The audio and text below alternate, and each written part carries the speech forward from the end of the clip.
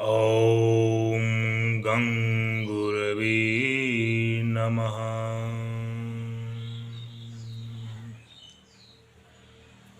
गुरु और शिष्य का पर्व है गुरु पूर्णिमा।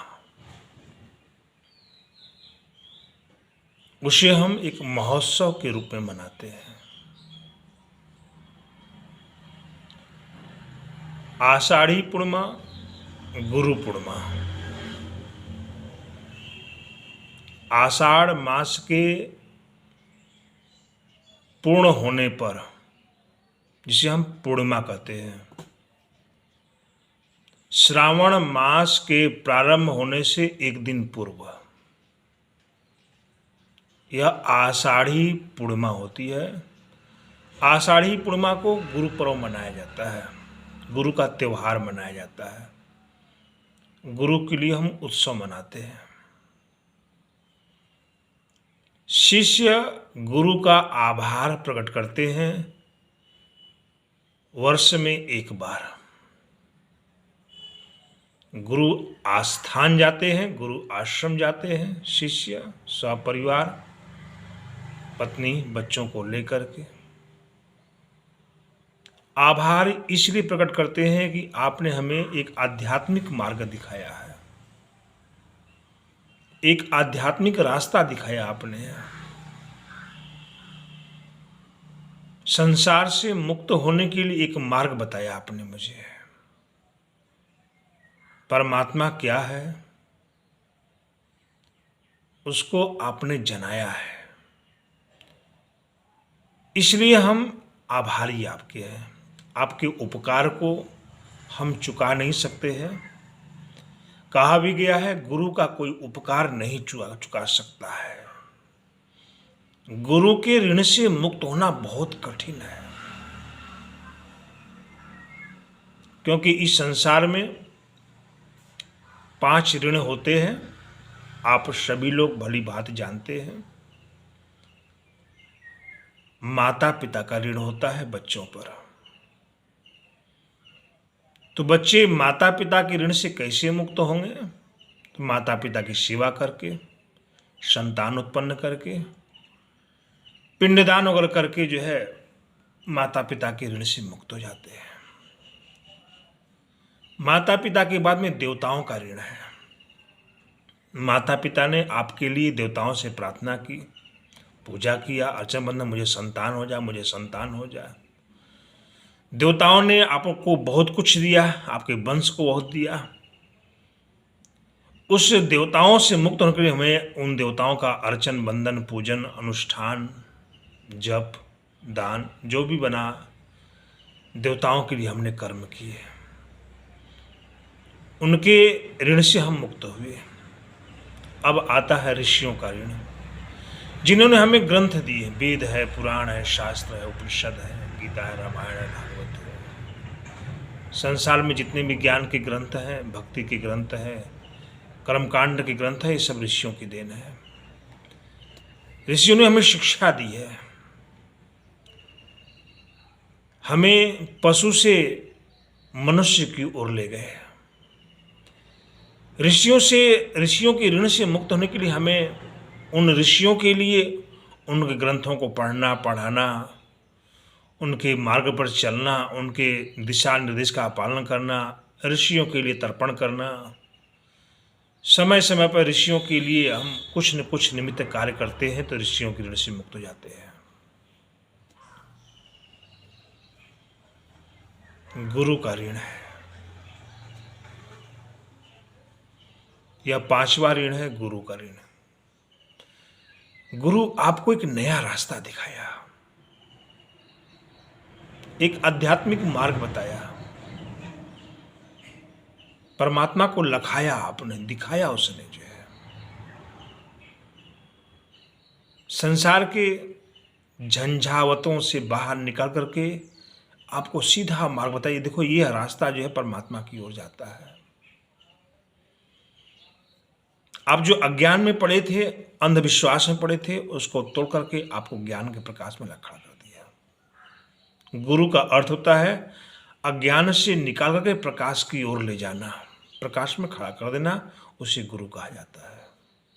कितना बड़ा उपकार है। जिसे आप जानते ही नहीं थे उसे जनाया, जिसे आपने कभी लखा ही नहीं उसको लखाया, जिसने कभी आज जिस आदमी ने जिसे कभी देखा नहीं गुरु ने उसे दिखाया। आपके अंदर श्रद्धा प्रकट की, आपके अंदर प्रेम प्रकट किया, आपके अंदर विश्वास प्रकट किया, आपके अंदर भक्ति प्रकट किया। आपको क्या नहीं दिया उसने? पूजा करने का तरीका बताया, हवन करने का तरीका बताया, वेद पाठ करने का तरीका बताया, बहुत कुछ दिया गुरु ने।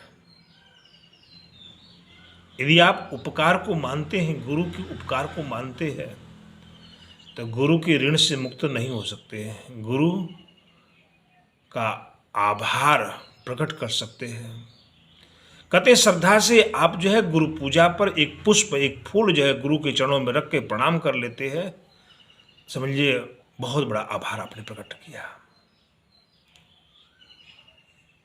गुरु के उपकार को चुका नहीं सकते हैं, लेकिन आप श्रद्धा से एक फूल भेंट कर देंगे, गुरु प्रसन्न हो जाएगा। चलो, जिसे मैंने एक रास्ता दिखाया था वो तो आया, गुरु पूर्णिमा पर आया और आके एक फूल चढ़ा के प्रेम से हाथ जोड़ के प्रार्थना किया, गुरुवर क्या आप प्रसन्न हैं मुझ पर?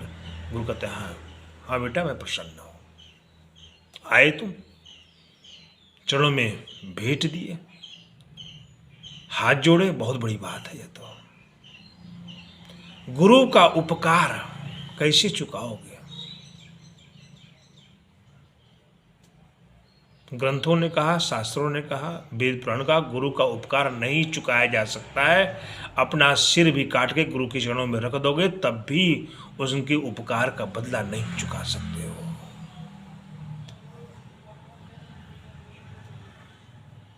जरा सोचिए, विचारिए आप इस बात पर। गुरु पूर्णिमा हम इसीलिए मनाते हैं, गुरु शिष्य का पर्व है। आषाढ़ी पूर्णिमा को, जिसे हम अंग्रेजी तारीख में कहेंगे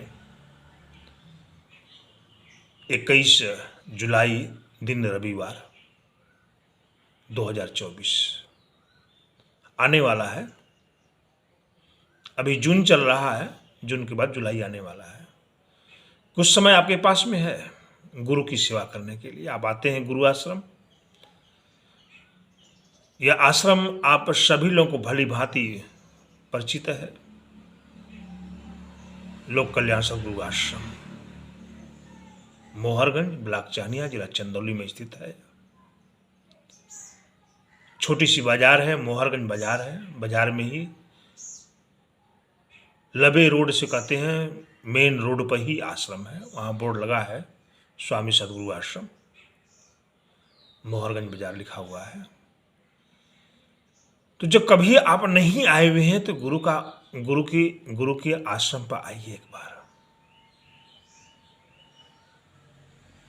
परमात्मा पूछेगा तुमसे, गुरु बनाया, गुरु का उपदेश प्राप्त किया, क्या तूने गुरु की सेवा की? गुरु के आश्रम में गया, यदि सेवा नहीं की, आश्रम में नहीं गए तो क्या जवाब दोगे उसके? गुरु ही कहता है यह जीव मेरा है, तुम्हें नरक से बचाता है, अधोगति से बचाता है, दुर्गति से बचाता है।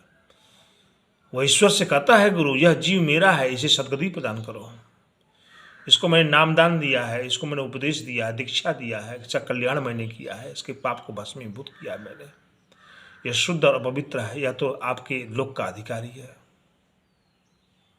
वो परमात्मा पूछेगा तूने अपने गुरु के लिए क्या किया है? एक ही दिन होता है गुरु पूर्णिमा, आषाढ़ी पूर्णिमा।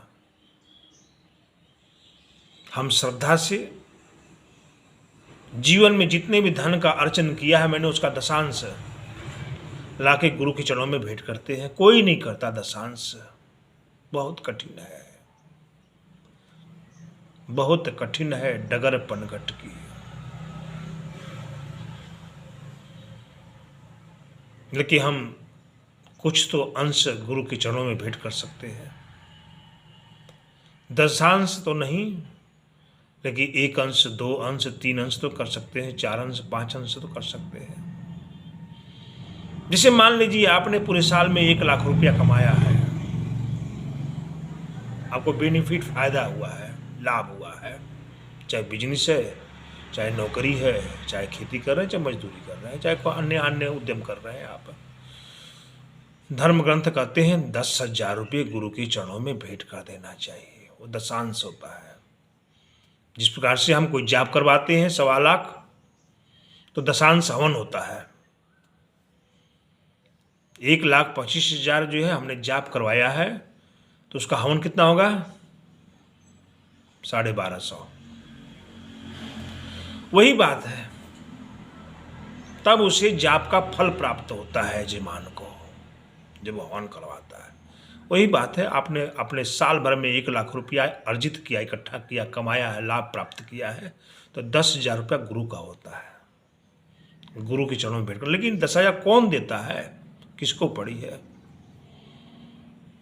इसलिए कहा गया आपके सारे रोग दोष दूर हो जाएंगे। आपने झूठ बोला, प्रपंच किया, ठगी किया, बदमाशी किया, नाना कर्म किए, उस पैसे को कमाने के लिए क्या क्या उद्यम नहीं किए, उन दोषों से बचना है तो गुरु के चरणों में जाकर भेंट कर दो, तुम्हारे सारे दोष मिट जाएंगे। कोई नहीं करता, चलो भाई 1 अंश है, 2 अंश है, 1,000 रुपया है, 1,100 रुपया, 2,100 रुपया, 5,100 रुपया, जो बनता है आपसे गुरु के चरणों में साल में 1 बार भेंट देना चाहिए। यथा योग्य अन्नदान, भंडारे के लिए सामूहिक भंडारा होता है, बहुत लोग जो है भंडारे का प्रसाद ग्रहण करते हैं। यहाँ पर सीधा हमसे बनता है, जो बनता हमसे है, गेहूं है, आटा है, चावल है, दाल है, सब्जी है, रिफाइन है, चीनी है, चाय पत्ती है, बहुत कुछ है भंडारे में देने के लिए। आपके पास में सामर्थ्य है तो बहुत कुछ देने के लिए है। भंडारे में अन्नदान, अन्नदानम सर्वश्रेष्ठ दान का, अन्न का दान सर्वश्रेष्ठ दान होता है। उससे आत्मा की तृप्ति होती, संतुष्टि। जो आदमी अन्न खाता है वह मन प्रसन्न होता है, आशीर्वाद प्रदान करता है, इसलिए हम अन्नदान करते हैं। गुरु आश्रम आते हैं, गुरु पूर्णिमा पर सेवा करते हैं, झाड़ू बुहारी करते हैं, बर्तन साफ करते हैं, सफाई करते हैं।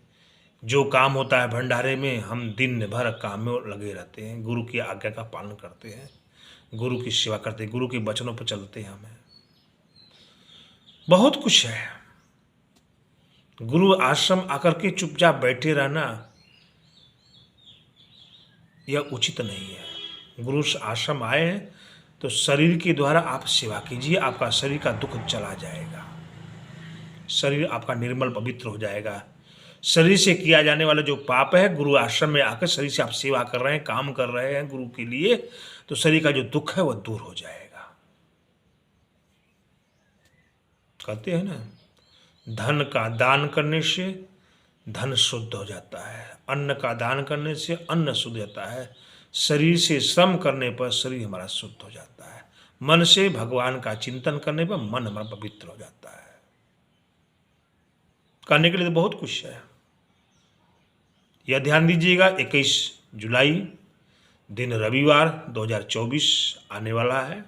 गुरु पर्व मनाया जाएगा, गुरु पूर्णिमा मनाई जाएगी, क्योंकि गुरु की यहाँ पूजा होती है। गुरु पूर्णिमा पर केवल गुरु की पूजा होती है, गुरु का आशीर्वाद प्राप्त करते पूजन करने के बाद। पूजा का अर्थ होता है सम्मान, हम गुरु का सम्मान करते हैं,